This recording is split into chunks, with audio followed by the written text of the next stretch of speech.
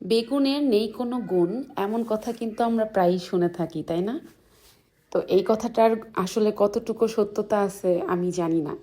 কারণ আমার কাছে মনে হয় বেগুনে অনেক গুণ আছে। যারা বেগুন পছন্দ করে না বা খায় না তারা এরকমটা হয়তো বলতে পারে, কিন্তু আমার কাছে কখনোই এমনটা মনে হয় না। কারণ প্রথমত হলো এটা সবজি হিসাবে খুবই বড় একটা পর্যায়ে আছে, অনেক তরকারির সাথে মিশে যায়, এটা গেল কারণ এক। আর দ্বিতীয় কারণ হলো বেগুন থেকে প্রচুর পরিমাণে আয়রন পাওয়া যায়, যে জিনিসটা অনেকেই জানেই না। আর শুধুমাত্র বেগুনই নয়, যে সকল সবজি বা যে সকল ফল কাটার পরে দেখবেন যে ওগুলা একটু কালো কালো হয়ে যায়, সেগুলো প্রত্যেকটা ফলের ভেতরেই বা সবজির ভেতরেই কিন্তু আয়রন আছে। আয়রন আমাদের বডির জন্য খুবই প্রয়োজনীয় একটা জিনিস। এটার ঘাটতির কারণে কিন্তু আমাদের হিমোগ্লোবিন কমে যায় বা আমাদের বডিতে ব্লাডের পরিমাণটা কম দেখায়, যার কারণে আমাদের বাইরে থেকে অনেক সময় আয়রন সাপ্লিমেন্ট নিতে হয় বা আয়রন ট্যাবলেট ক্যাপসুল এগুলা খেতে হয়। তো যদি আমরা এভাবে বাইরে থেকে সাপ্লিমেন্ট বা ট্যাবলেট ক্যাপসুল না খেয়ে ফুডের ভেতরে যে অরিজিনাল আর কি যেটা আছে আয়রন, সেইটা যদি আমরা ইনটেক করি তাহলে ওটা আমাদের বডির জন্য অনেক বেশি হেল্পফুল।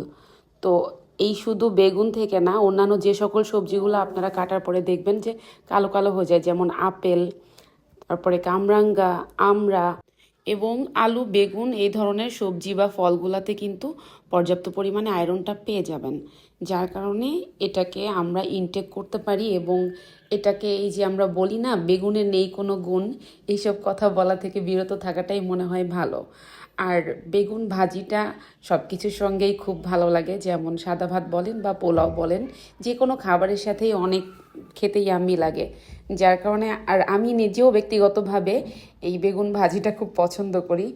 সেজন্যই হয়তো বা আপনাদেরকে এত সুন্দর করে এক্সপ্লেইন করতেছি যে কেন আমরা বেগুনকে নেই কোনো গুণ বলবো। এটা তো খেতে ভালো লাগে বা এটা খাবার হিসাবে আমাদের জন্য উপকারী বা হেলদি। তবে হ্যাঁ, এখানে আরও একটা বিষয় আছে, অনেকেরই আছে যে বেগুন খেলে অ্যালার্জি বা স্কিনে অনেক রকম চুলকানির প্রবলেম হয়। সেক্ষেত্রে আপনারা এটা স্কিপ করতেই পারেন, এটা যার যার প্রবলেম অনুযায়ী সে আর কি কী করবে এটা ডিপেন্ড করে।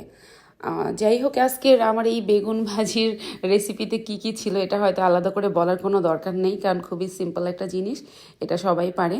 আমি শুধু এটার সঙ্গে হলুদ, মরিচ, লবণ এগুলা ছাড়া এক্সট্রা করে অ্যাড করেছিলাম একটুখানি ম্যাগি মশলা, যেটা বেগুন ভাজির টেস্ট বাড়াতে অনেক বেশি হেল্প করে। তো সব মিলিয়ে এই যে বেগুন ভাজির লুক, বেগুনটা ভাজা হয়ে গেছে, পরে আমি এটার সঙ্গে একটু পেঁয়াজ বেরেস্তা অ্যাড করেছি, আর তারপরে কুচি করে কাটা কিছুটা ধনিয়া পাতা এখানে অ্যাড করে দিয়েছিলাম। এটা খেতে অনেক বেশি ইয়াম্মি লাগে, আমার বেসিক্যালি এটা খুব পছন্দ। আপনাদের কেমন কি লাগে আমি জানি না। তো এই ছিল আজকের রেসিপি। আশা করি কেউ আর কখনো বলবেন না যে বেগুনের নেই কোনো গুণ। সবাই ভালো থাকবেন, সুস্থ থাকবেন, নাদুস ফুড গ্যালারির সাথে থাকবেন। আল্লাহ হাফেজ।